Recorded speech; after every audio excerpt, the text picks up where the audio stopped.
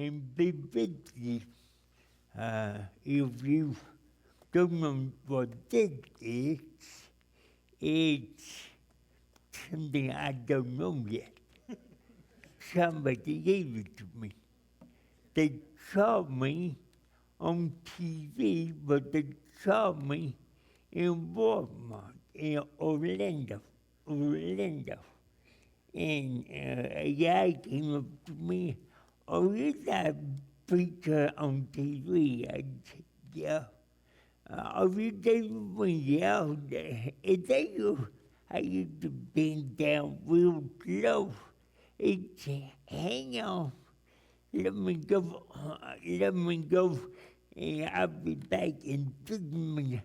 He went to a liquor store, bought it, and came back and gave it to me. Nah. It's going to be a long morning. Everybody look at your time. What time is it? It's 12:30 in Orlando. It's 10:30 in Denver. And it's 11:30. No. 11:30 here. You're saying way too long. I never preach long. Now, if you get out by 12:30, which you won't, but if you get out, the later I go over 12, it's not my fault. It seems way too long. But I love that singing, don't you? And preacher, I want you to go down there because you are driving me nuts behind me. Number one, I don't trust that. Number two, I don't trust preachers. But I love you. I've been doing this for 53 years. I know I don't look that old, do I? Do I? Therefore, I take me I would too. But I've had the privilege to speak in over 8,000 churches. And I have spoken in some of the biggest churches and some of the smaller churches. But when I was 19 years old, a preacher gave me an invitation. A 19-year-old kid, a college student, with cerebral palsy, came to an altar one night and said to God, "If you can use me with cerebral palsy, I'm available." I did not say if you change cerebral palsy.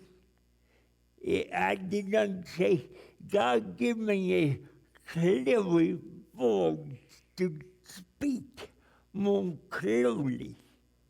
Now, you're in Texas, and I found out a long time ago, everybody in Texas had a speech impediment. Amen?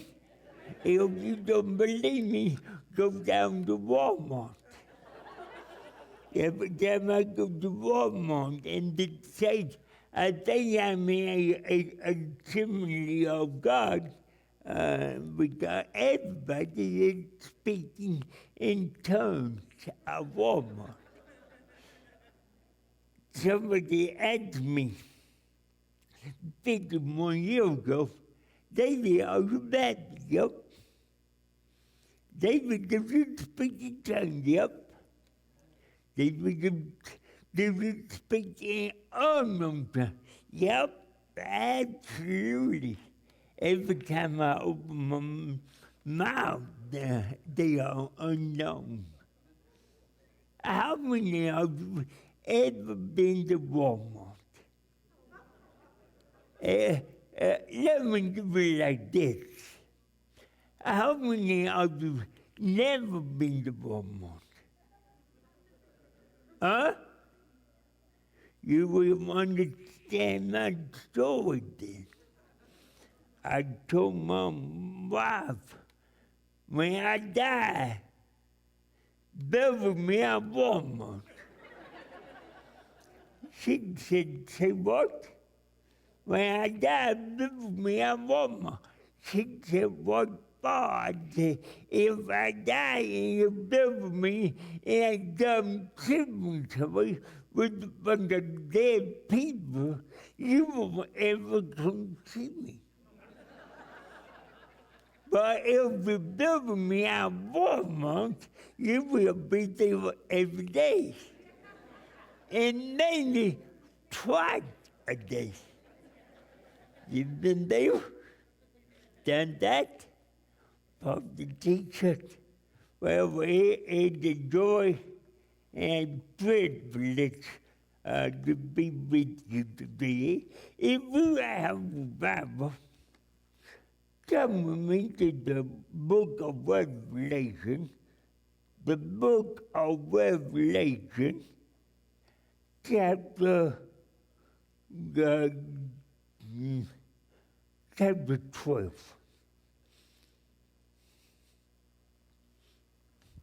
Revelation chapter 12. Today I want to speak to you for a moment on the subject, how do we overcome? I think we've been singing about that all morning long. But how do we do it? How do we overcome? Overcome what? When I walk on stage and when I open my mouth, people say stuff like, boy, he got a lot to overcome. And I do. I was born there for 18 minutes. When I was born, the orchestra couldn't get to my brain. When I came out of my room, I was dead. And because my mom was fighting for her life, they thought in Arkansas, the baby is dead, let's save the mama and forget about the baby. And because the technology is not the same, and they did not have any manpower like they do now. And I've said it 1,000 times. If you take away God in my story, if I were born today, a team of doctors will throw me away to another old union, and they will work on my body and probably with the technology that they do, and leave God out of my story for a moment. If I was born dead, they probably have me alive within minutes. Maybe 2, maybe 30 seconds, but I was there for 18 minutes. Can you imagine? take God out of it. Can you imagine being there for 18 minutes? I'm not supposed to be up there. And if you read between the lines, everything I do up there is a living miracle. I'm not supposed to be alive. And that if I was alive, I would be a needle. I would be a needle institution, and I would be a vegetable. But I'm not a vegetable. I'm normal. What's normal? Huh? You think you're normal? You got a long way to go, buddy. And you're not going to make it. I'm telling you. But no, I don't want to be normal. I want to be what God made me to be. Now, God, if you put God back in that story, look at me. It's not over until God says it's over. I believe don't ain't nobody tried it, but if you put a gun in your mouth and pull the trigger, if God of them die, you won't die, but you are by their generation. What's wrong? No, you're not good. You're talking about me. Oh, my picture. Let me look good now. No, I'm only kidding. Folks, I'll be left.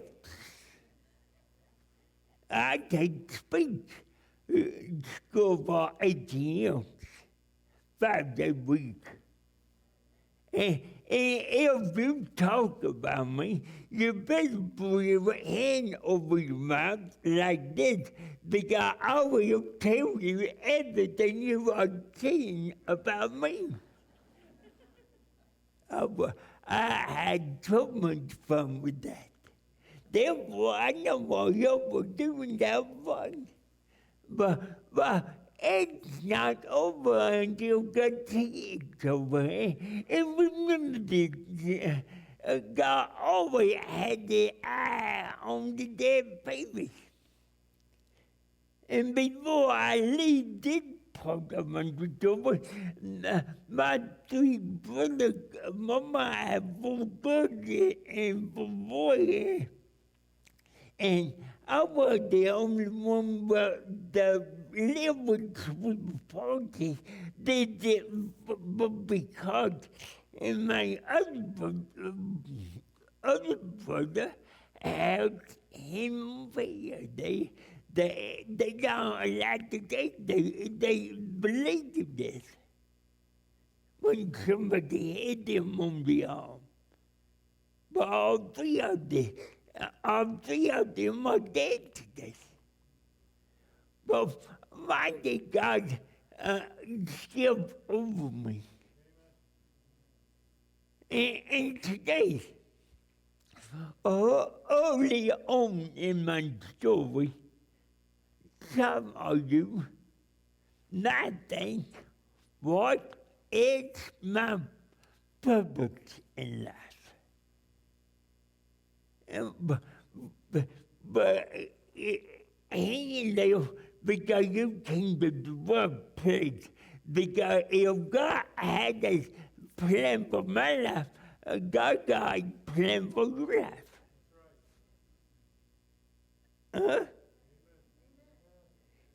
I'm not supposed to live before the age of 30. I'm 72. My brain feels like I'm 25. But my body is, and that's no lie.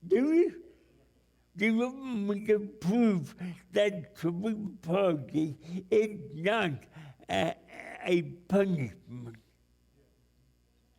I'm the only dead alive with 4 children. It never changed one diaper. I never changed one diaper. And that's the truth. I remember my wife was giving me a baby every now and then and said, he'll go change your diaper. I said, I can't do it. I have cerebral palsy. And she was dumb enough to believe it. She knew if I changed the diaper, it'd be all over the wall. Huh? 4 children, 6 grandbabies, no diaper. They are diaper-free hands. Nah. Now, who in the world telling me that cerebral palsy is not a punishment? It looks like a punishment for you. Because you start changing diapers. I never changed one. And that's the truth. Because when I need to shake, I shake a little bit more. I was born at that, but not less than that. This is not my first rodeo. But I use that to play in my favor. Because if I done what the world tells me to do, I'd be dead. They ain't need the world. But I don't let the world tell me. I don't let the world define the way I am. I'm living with David. I'm the only designer about David. You're not my designer. You don't define me. I want you to love me today. I really do. I want you to fall in love with me. I want you to go back and pat me on the back and say, you done a great job. You preach a little bit of love. But don't forget, I got cerebral palsy and I had to say things a little bit long. Huh? That was the last quit. How long do you preach? No, visit. How long do quit preach? No, not visit. Children, how long did you dad preach? Too long. I told you to do that. You done good, boy. But how long do you preach quit? Oh, I'm leaving you. No, it takes about 25 minutes or longer. Then you tell me, how long do I preach? An hour? 30 to 45 minutes. Huh? 30 to 45 minutes. Okay, double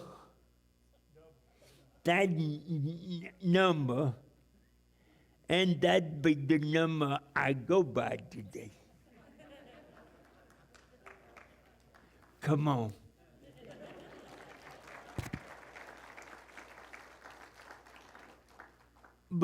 But see, what I'm doing today, I'm going to make him look real good. And you're going to fall in love with the pal before you leave. Because some of you think he preached too long. He'll read over 12 o'clock. But today you're going to love him. But people are going to love me. But if you don't, I'm going to be indignant tomorrow morning. Ain't that good? I'm going to go to work tomorrow morning. But instead of going to work, I done my work in 90 minutes. My week work. Because I'm intelligent. I'm a genius. But I'm telling you, I'm not going to let the war and the church define who I am. And I learn every week.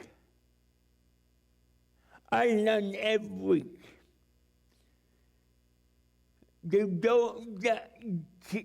For me to stop listening to preachers. Preachers told me I can make it.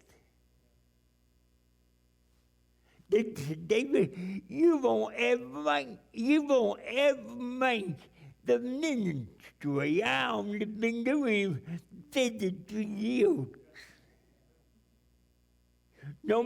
They said, nobody will invite you to the church. I only spoke to 8,000 churches. And I only been in every state in the United States. And I always preached a 2-week crusade in 3 countries. They are encouraging me. I love going to a foreign country and I'm preaching because nobody understands me. They can't understand what. Like you felt when I got on stage today. And many of you told me out and you get all panicky and you say, oh my goodness, I don't understand the word it says. I learned yesterday the hard way. The hard way. When I talk one-on-one with somebody, if they can't understand me, but word 3, about the word, they give me out. And that was in the airport. Delta. They took me out. Everyone of them would look me in the eye. I under my breath, I'd say, every day, God, I'm going to let them define me today. And I kept that plane unloaded until I told my story on Delta. And everybody got on board. They were so upset with me. I said, don't blame me because I'm a happy camper now. Because I'm sitting up front. I might be dumb, but not stupid. But Peter, I think you know what is. Do you not? don't we have a Southern Baptist seminary in Fort Worth? Do we? Do you know in 1975 that institution coming down from going to seminary? Because I had cerebral palsy and it's coming down. And I did not go to seminary. If you think I'm dumb, don't blame me, blame them. I wanted to go and learn, but they took the world right out under me. And they sidetracked me. And I thought back in 75, when is this nonsense going to stop? They tell me I can't ride the bicycle. Who do they know? I ride the bicycle. Do you know that? You know why? Because one day I got on one. And people told me I would never ride the bicycle, but I was going down the hill. And I told myself that day, self, don't let me down. And you know what? I never did fall down. Huh? Come on, I got to pat me on the back. You won't do it. They a big deal to ride the bicycle.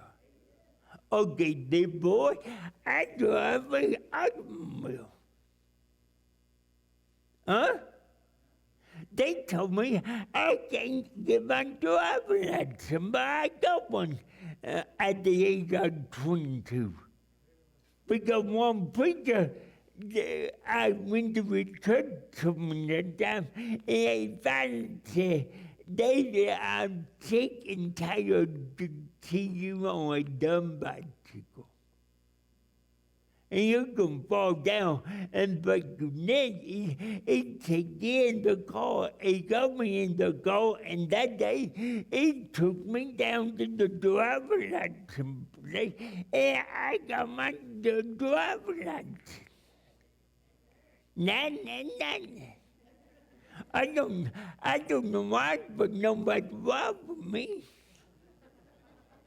Yeah, ain't nobody tell me why. No, but don't judge the book by its cover. And I'm proud of this. I bought a brand new 1999 electric for hundreds. And I put over 350 miles on that car, 350,000 miles. I did that. You did not do any of that. I did that. I woke up one day in Nashville. I said, I got to be up there to Texas by Sunday morning. And I had me a plane ticket, but I said, I want to drive. That looked a long way, but that's a good kind of smoke for me. And I left Nashville about midnight, 11 p.m., and I got to go there to Texas the next night about 8:30. Because I let nobody define me. They took my license away from me last April. Because I did not know this. I thought I knew everything, but I don't. But when you're driving with two flat tires, not one, but two. They will pull you over. Are you with me? And they pull me over. So, where you going? I said, I'm going to my house. Your house? It was about 10 miles away, but the officer, I can get there. He said, no, I'm taking you out of the car, and I'm taking your driver's license away today because you damn drugs. Huh? Just because I opened my mouth, I'm on drugs. I'm drunk. And it gets worse than that. And he said, you can get your driver's license back because I'm going to make it so tough on you and you will never drive again. And you know what I did? I don't know what everyone of you will do. You will fake it until you get alone. And when you get alone, all your air out of the balloon left the room,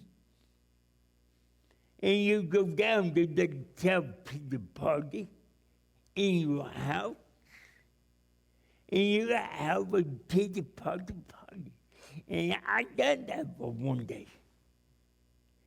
Thank God it only took one day for me. I've been there before.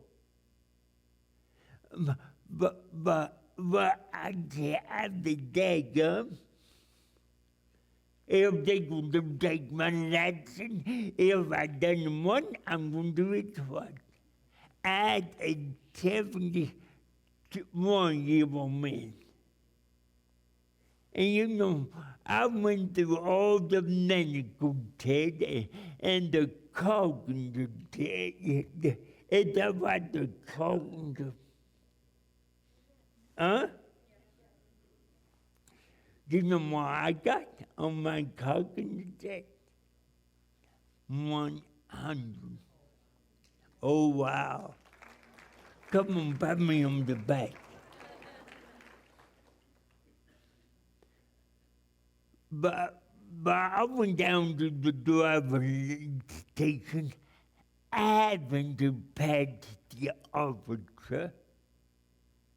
And I did. And I got in the instruction call, and he told me what to do, and I done it in about 5 minutes. And I went inside, got my own driver's license with no restriction. Oh, wow. But me, at what age do we quit? I could say, this not for me. I'm going to hang it up. I don't need to drive. I let some young people drive me around. I don't know. They're not going to drive me. But they define you. And you let them, not the young people. But anybody tell you the negative thing, tell you a negative thing about you, you think, you know, I do that.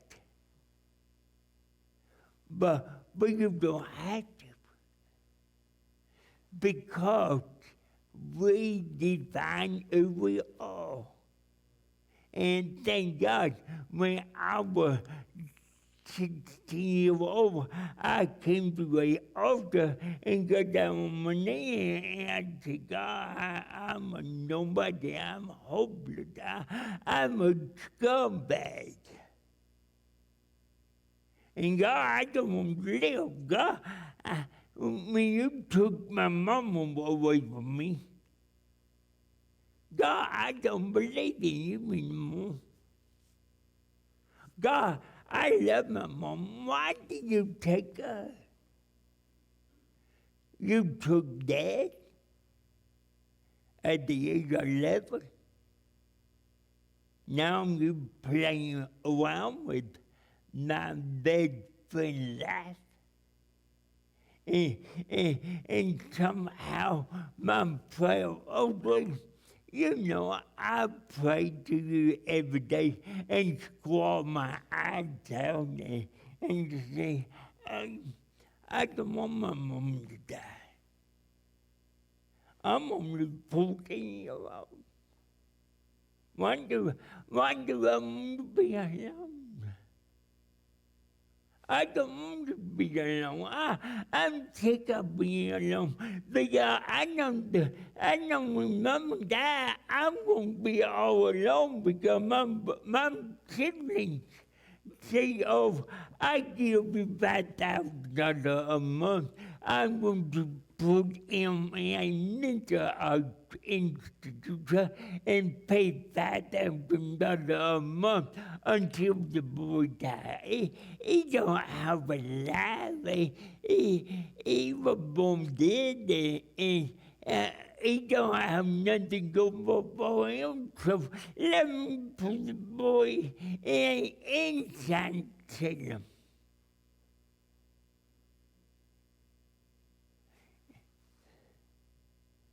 But God, it hurts. God, I love my mom. God, you know, God, every day I come home and say, Mama, someone to make fun of me, but and you know, God, how she got ways to pull David into a lap and pull her arm around me and love me and say, you're not a bad person. You got everything going for you. And people understand what I'm about to say. I did not know I had cerebral palsy until I was 14 years old. Oh, they diagnosed me when I was 18 months old. And they saw me going to school, and they heard people make fun of me, and they know that I walk with a limp even through high school and up into a locker.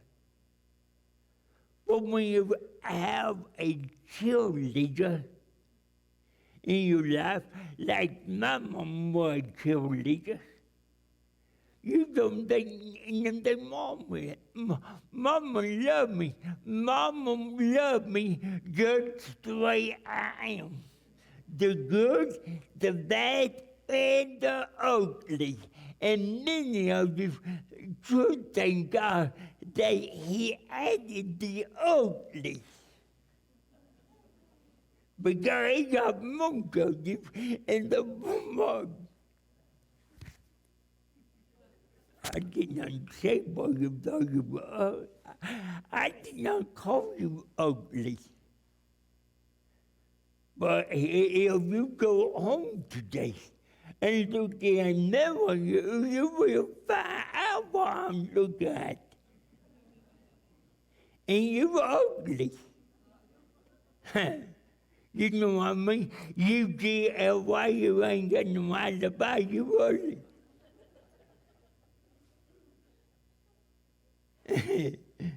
I'm dumb but not stupid.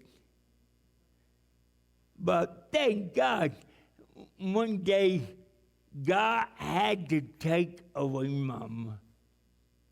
And I got so much more to say, but I thought, boy, you did go overtime today, huh?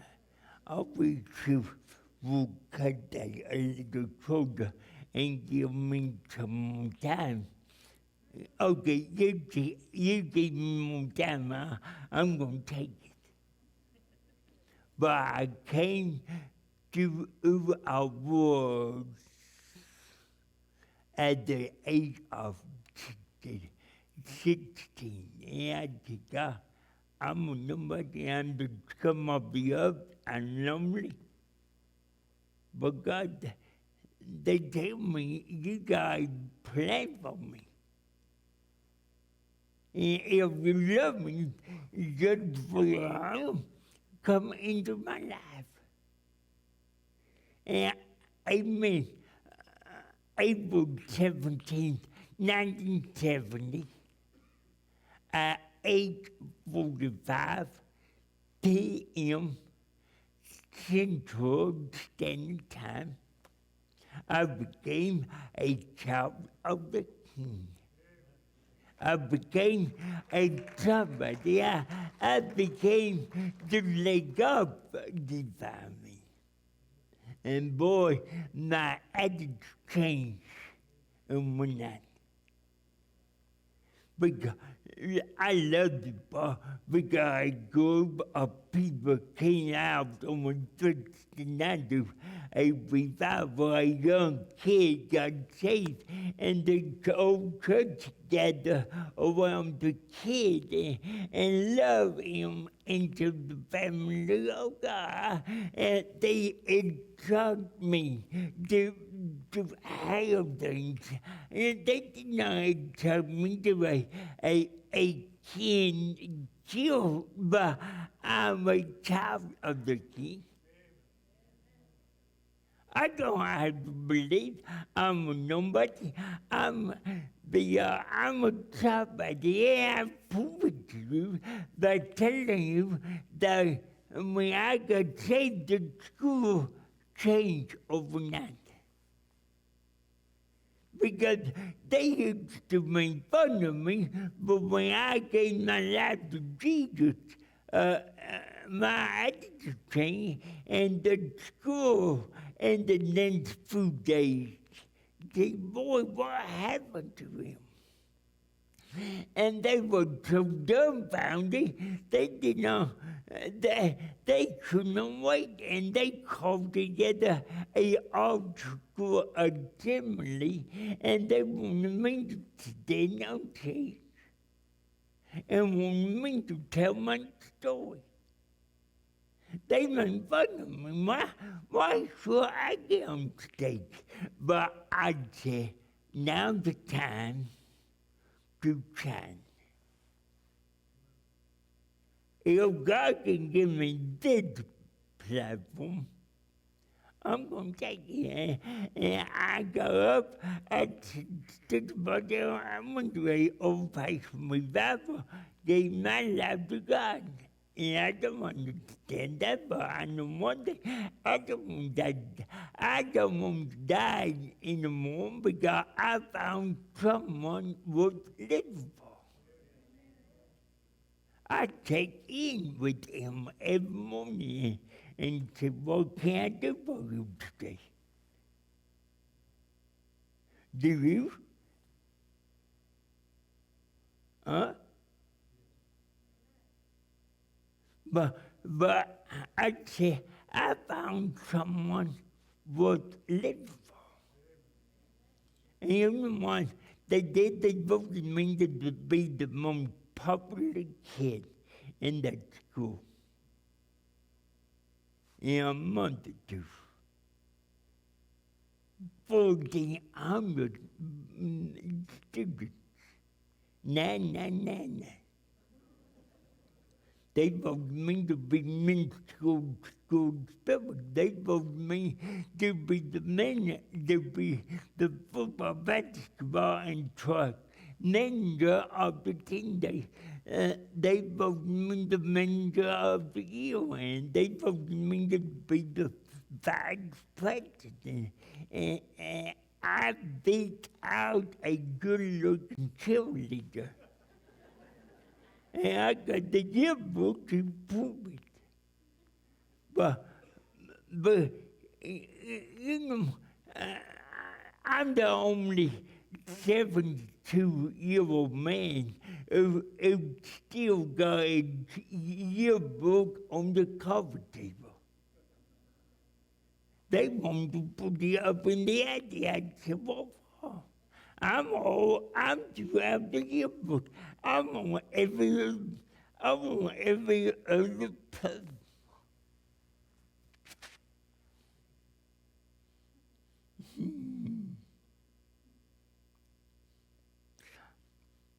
I'm on every other person. I know they don't look good, but I'm leaving town today anyway. Therefore, I don't give a whip. Well, you believe they get me in my way, and when somebody gets in my way, I can remember them. I know it goes, but I could not brush my teeth when I was a kid, like Mama told me to. And nobody looked out at me, and I lost all my teeth. But I'm still preaching the gospel. And people, I'm telling you, I'm doing everything to do what God called me to do. Huh? By the way, did I tell you I have cerebral palsy? Now, what's your problem? Why are you crying the blues?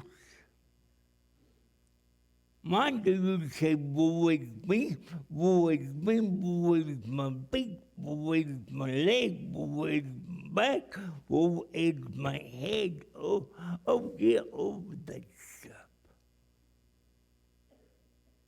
Take the number and get in line. We all have the wounds. But my friend, let me encourage you today. Let God define who you are. Huh? Because I could have been dead by now. But thank God I'm not. Thank God I'm still going.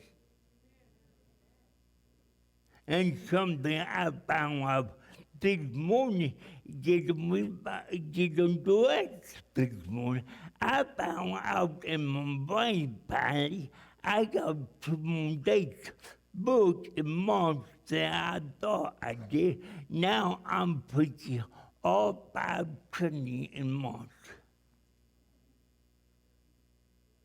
No. I'm doing what God called me to do. And people, if God can use me, God can use you. And let me give you 4 questions and I'm done. 1, what are you doing with your life today?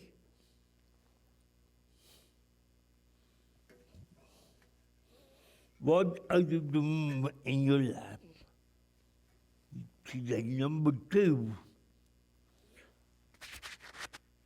what are you doing in your life about the kingdom of God? Number 3, can you do a little bit more?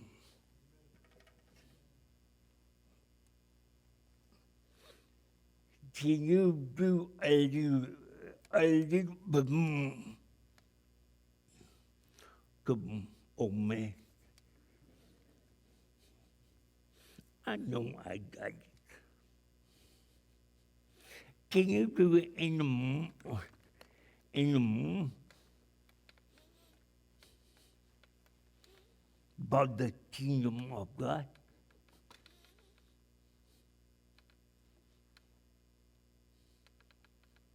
Will you roll on a plane all the way from Richmond to Atlanta to the LW? Yes, they with Twin and plane all the time. Can you do? I got kicked out of the qualified time. I did. I kept pulling up. They kicked me out because I cannot sing on my lick. I can sing on my team and they kicked me out. But I finally got the phone. Do you know why?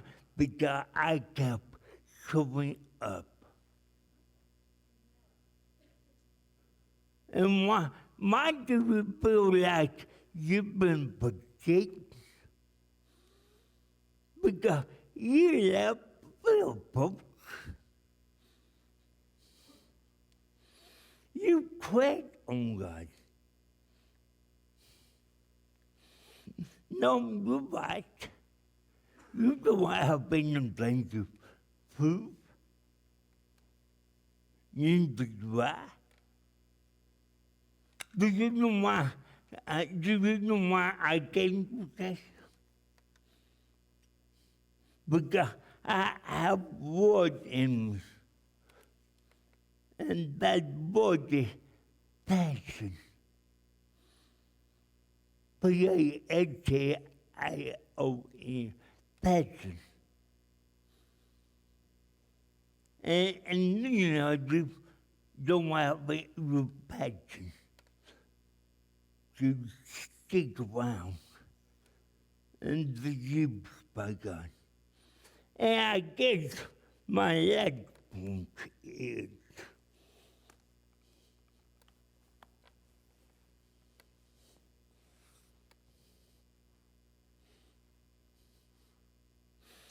what kept you.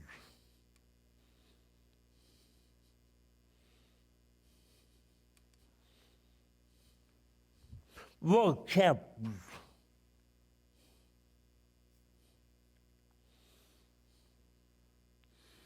from doing all the things you do?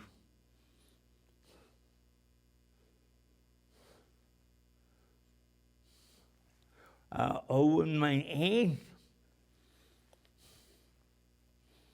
a bottle of water. I'm thirsty. I am. And because you don't have to come and help me, I got this one. But I don't have it. But the problem is, I can't open this. I can't drink this by myself. But I can if somebody will help me. Therefore, I'm relieved in your lap. If you help me drink water, I can drink. Yeah, I'm asking, who will help me this morning? I'm they don't get it.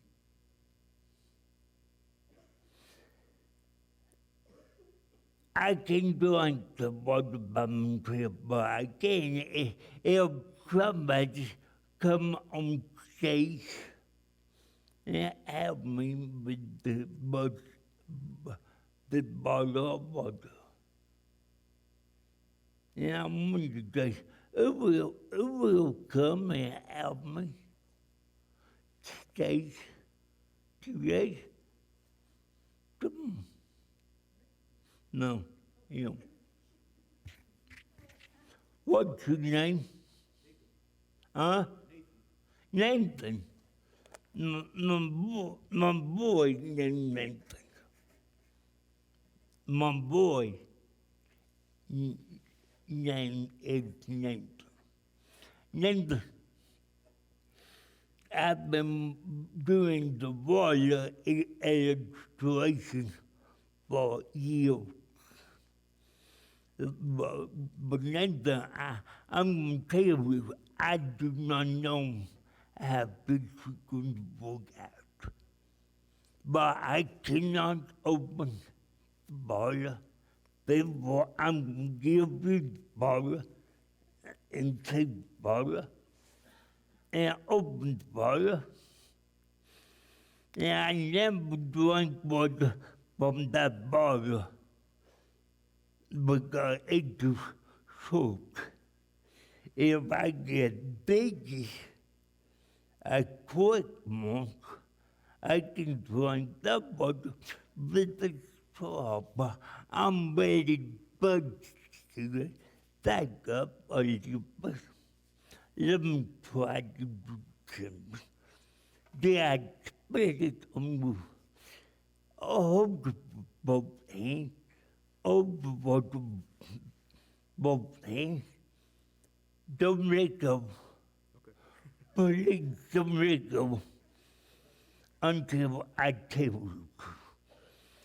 Do you understand? Yes, sir. Are you ready to help me? Yes, sir. Let me make it easy for me. Sit down on your knees. Sit down on your knees. Can you lower your hands? Good. Don't let go. Move your hand down. And on the bottle. Keep the bottle up. And on the bottle down.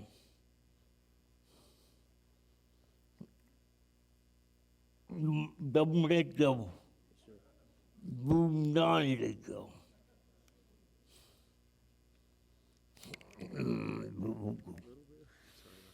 No, and my fault. Put that water.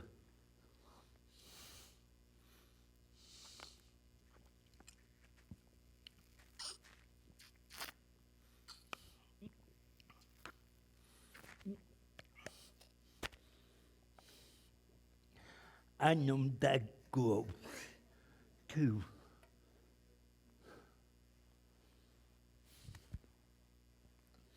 But I feel better. Huh?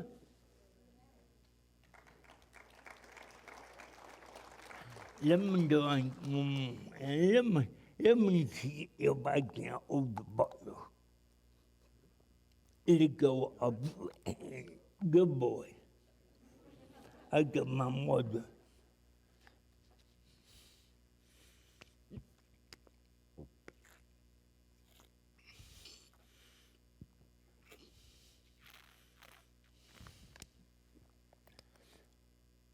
I know that grows, but I feel better. Now I can finish preaching. But see, Nathan, do you think this morning before you got to church, God gonna use you? I didn't know. To help the man of God with the water? What, are you a member of the church? Do you Yes, sir. come? Do you come? Do you attend the church? Yes, sir. I'm a deacon here. You deacon. Yes, sir. Deacon or demon? No, I'm only kidding. But do you thank Deacon Nathan that God gonna use you? I thank him every day, but Well, glad he- God did wonderful work through your hands. Yes, sir. You help the men of God to preach the gospel. Yes, sir. And see how much you got going for you. Why didn't you come? That's a big question. I want to know. Why didn't you come? Why didn't you come and help me? Yes, sir.